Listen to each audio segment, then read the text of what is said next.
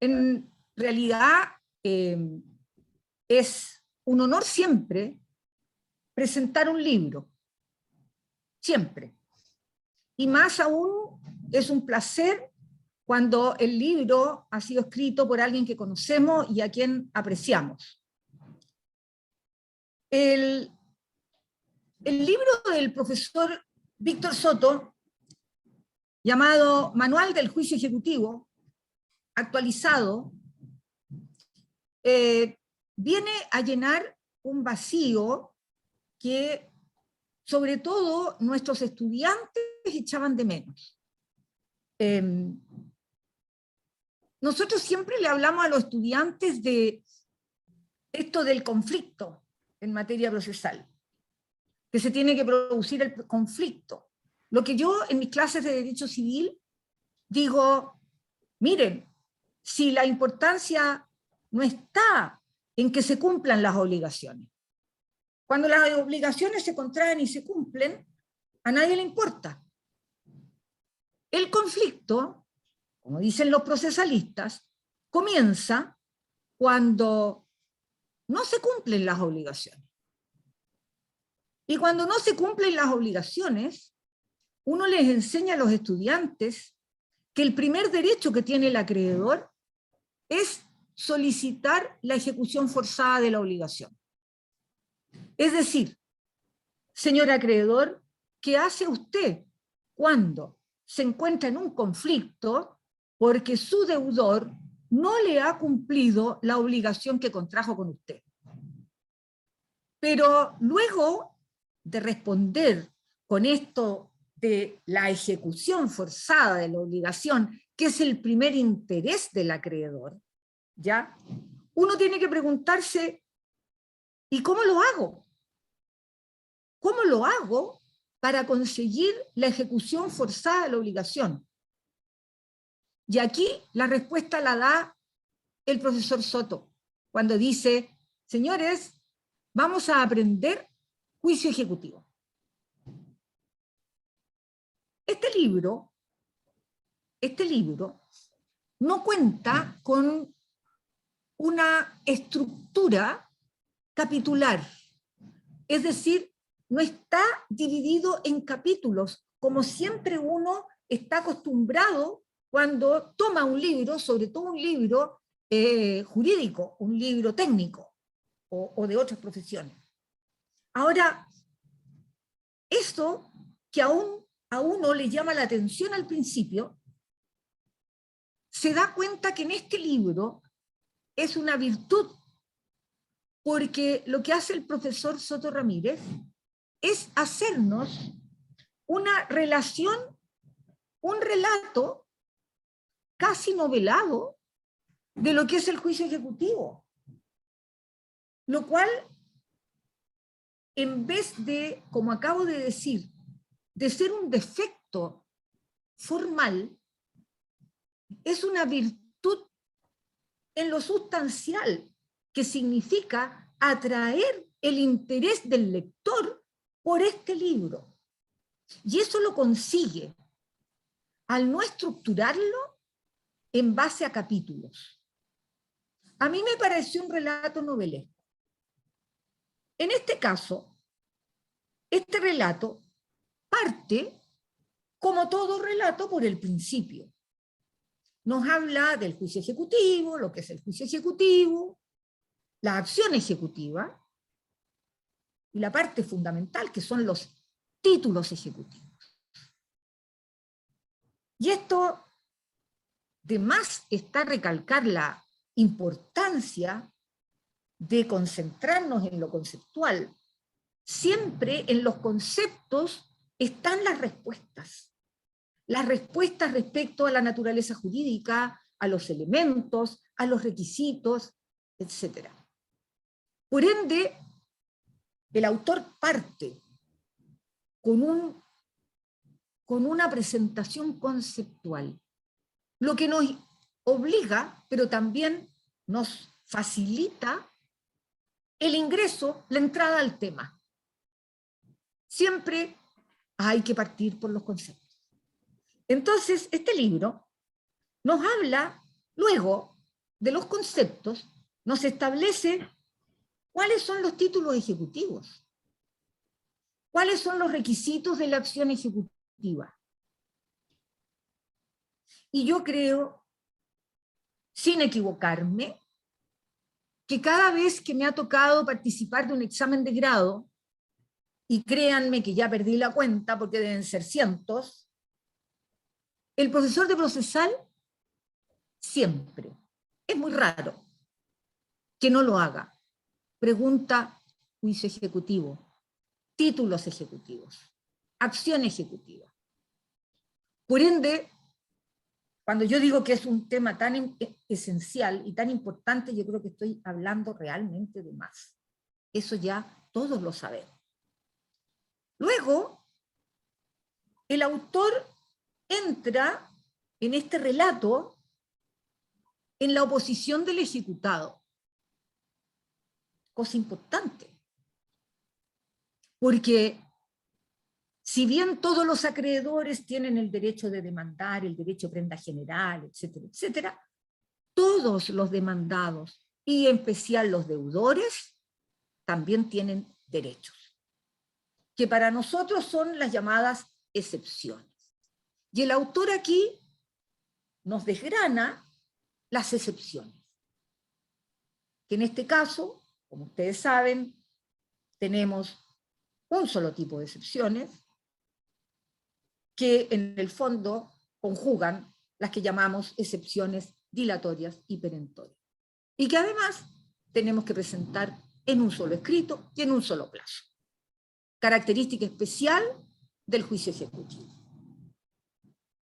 Siguiendo con este camino novelesco que he dicho, entramos al cuaderno de apremio, encabezado por el embargo. Mejor dicho, por el mandamiento de ejecución y embargo, más técnicamente. Pero el embargo es un tema que a todos nos preocupa, porque tendemos a confundir la prohibición de celebrar actos o contratos, que es una medida precautoria general, tendemos a confundirla con el embargo, que es una medida especial, precisamente del juicio ejecutivo, y no de otros juicios. Tenemos luego, siguiendo con esta historia, luego del embargo, la realización de los bienes embargados, lo que implica aprender sobre el remate, requisitos del remate, formas del remate, validez del remate, lo cual, si mal no recuerdo o si me equivoco, poco tratado está. Poco tratado está. Luego, en nuestro camino, las tercerías. Esto no es otra cosa que la aplicación de un bien jurídico protegido por el derecho y que de repente las personas olvidan. Cuando uno habla de los bienes jurídicos protegidos, el primero es la certeza jurídica. La certeza, la seguridad jurídica. El bien que va incluso envuelto en el nacimiento, en la aplicación y en el desarrollo del derecho. La certeza jurídica. Pero agregamos también en nuestro procedimiento, en nuestro sistema jurídico, el bien jurídico de la buena fe. La buena fe protegida. La buena fe tan manoseada. La buena fe que hoy día, cuando se dice que se presume, tendemos a reírnos. ¿Cómo vamos a presumir la buena fe cuando hoy día la buena fe es lo que menos las personas recuerdan? Vamos a Andrés Bello y le decimos: don Andrés, si usted viniera a vivir en este siglo, habría presumido la mala fe. Pero quiero llegar al punto, porque ya me fui para otro lado, por supuesto. Cuando yo empiezo a conversar con Andrés Bello, yo me pierdo. Pero ¿a dónde quería llegar? A un bien jurídico que todos olvidan y que son los derechos de los terceros. Los terceros son los grandes protegidos en el derecho, en el ordenamiento jurídico. Son tremendos protegidos. Lo tenemos en materia civil, en la inoponibilidad. Pero aquí, en juicio ejecutivo, lo tenemos aún más recogido y más concreto. Las tercerías. Tenemos las tercerías de dominio, de posesión, de prelación, etcétera, que no son otra cosa que de la protección a los derechos del tercero. No es más que eso. Y por último, me gustaría retomar algo que yo dije cuando tuve a bien y el honor de prologar el libro. Y dije, en la última parte de ese prólogo, dije, qué bueno que el autor se ha detenido en ciertos temas que, si bien se tocan, nunca se profundizan. Y digo yo en el prólogo, las modalidades del embargo, la tramitación del remate, y algo que a mí me encantó, que tenía que ver la diferenciación en los juicios ejecutivos dependiendo de la prestación, porque eso me sonó a civil, obviamente. Obligaciones de dar, hacer y no hacer. Eso es, a grandes rasgos, esta presentación técnica novelada que nos ha hecho llegar el profesor Víctor Soto Ramírez. Entretenido su libro, profesor. Liviano, fácil de leer, ordenado, esquemático. Ni más ni menos que lo que necesitan nuestros estudiantes. Eso es lo que necesitamos. Queremos felicitar al profesor, queremos agradecerle al profesor, pero más que nada queremos estimular al profesor a que siga escribiendo, con la misma lucidez, con el mismo entusiasmo con que nos ha premiado en este libro y en otros que he tenido a bien también leer de su autoría. Con esto termino de presentar su libro, mi querido profesor. Espero, con muchas ganas, muy pronto, que me inviten a presentar su próximo libro. Muchas gracias. Bueno, primero que todo, quiero agradecer a la profesora Elizabeth Sescovich, que conozco hace muchos años y ella me conoce también, a la directora actual, a los presentes, mis alumnos. Especialmente quiero agradecer también a una persona que no está acá, que fue mi mentor, que lo digo también en el manual, que es don Juan Arap Nefalap, a quien le dijo este libro, porque yo fui su ayudante, profesor auxiliar por 10 años, hasta su deceso, año 2010. Entonces, para mí es muy simbólico estas palabras que ha manifestado doña Elizabeth, atendido de que gran parte de mi formación académica en Derecho Procesal es, sin ninguna duda, gracias al fallecido profesor don Juan Arap. Así que, a través de este acto, quiero también hacer público mi homenaje hacia él. También quería agradecer, evidentemente, a personas que han contribuido no solamente en este texto, este manualillo, como le digo yo, en realidad, sí, por ejemplo, a Gennaro Briones, que es mi ayudante, quien hizo gestiones importantes, no solamente en esta publicación, sino también en otras. Quiero hacerlo públicamente el agradecimiento, porque no lo hice anteriormente y yo creo que se lo merece. Quizás no lo hubiera hecho esta publicación u otra, si no hubiera sido también por el apoyo y la motivación que él siempre generó en esto. Así que yo creo que se merece un lugar también en este manual.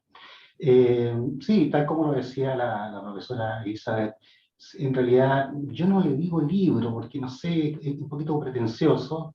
Es un manualillo, por decirlo así, no es de bolsillo, porque realmente ya, aunque ahora cada bolsillo se puede caer, pero en realidad yo creo que es una herramienta que efectivamente, como decía la profesora Elizabeth, va al grano, va al grano. No reparamos ahí ni en doctrina, ni en mucha jurisprudencia, salvo la que sea pertinente, ¿cierto?, para efectos de aplicación práctica cuando litigamos este tipo de procedimientos.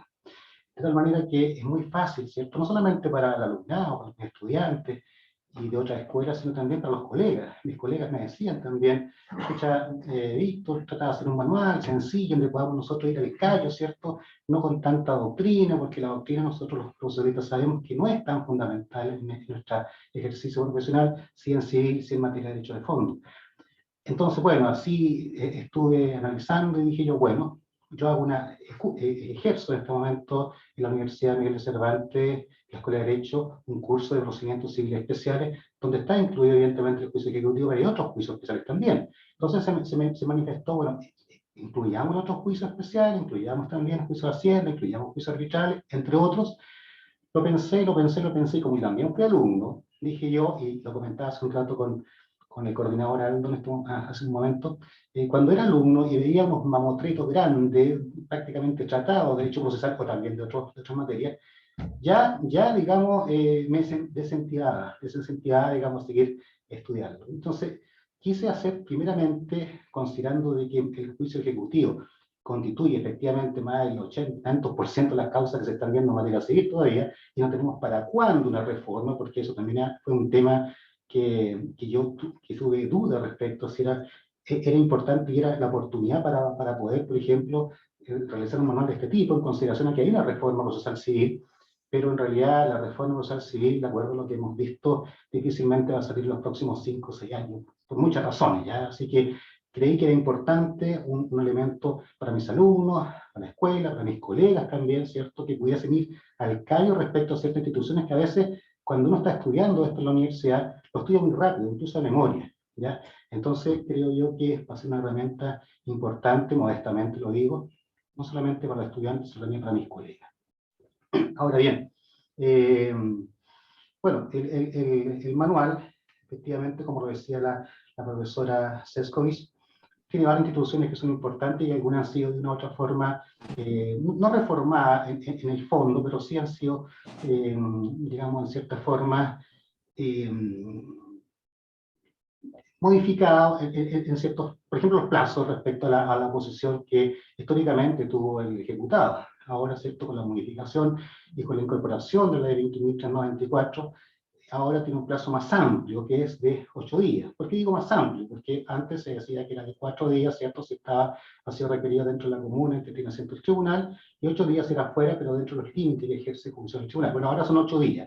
Los alumnos me preguntaban, ¿por qué son 8 días, profesor? Piensa que son 4. Bueno, el principio siempre es el pro reo, ¿cierto? O tratar de beneficiar en cierta forma, que la norma más beneficie, en este caso sería al ejecutado, es la que en definitiva tendría que prosperar. Y así se mantuvo este plazo de 8 días, como también en caso de los juicios ordinarios, el plazo que se mantuvo, aún se haya sido notificado dentro de la comuna, no es de 15, sino de 18 días. Siempre se beneficia en cierta forma, ¿verdad?, la norma que más habilita para poder realizar algún tipo de actuación procesal al momento de ser notificado o requerido.